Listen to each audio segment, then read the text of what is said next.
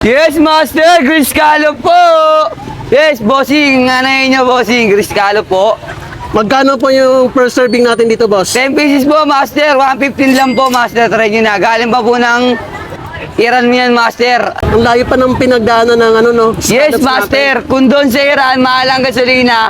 Dito sa Sampaloc, solid na. Mura pa. natin. So, bigyan mo nga ako ng isang order dyan, boss. Isang order, Master. Yes, O, ito po. lang, Master. Lalagyan lang po natin ng pampasarap na garlic, Master.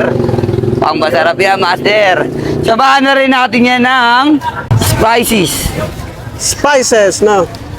Yes, Master. Siyempre, di mawala ang garlic, Master. Pampasarap ng lasa, Master. So, ano oras ka nagtitinda dito, boss? Starting po natin, Master, mga 3 AM, Master. Dito na po kami sa Sampaloc, Master. Lalagay tayo ng margarine, Master. Yun. Pampausok, no? Yes, Master. Ayan ang pinipilahan dito, Master. Bukod sa masarap na, syempre, di mawawala ang pinaka-masarap na cheese natin, Master, sa grilled scallop, Master. Parang matagal ka ng vendors ng scallops. Yes, Master. Sanay na sanay ka na, ano? Yes, Master. So, mga ilang taon ka na pong nagtitinda ng scallops? Mga 10 years na ako, Master. 10 years, yun, no? Yes, Isang Master. dekada na.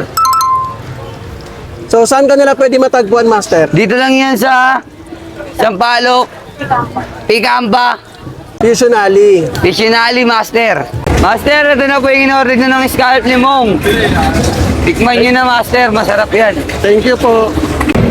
Yan guys, try natin dito ang scallop ni Mong. Yan, dito po yan sa may Fusion Alley guys. You know? Try natin.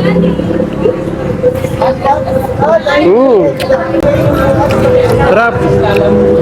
Yun.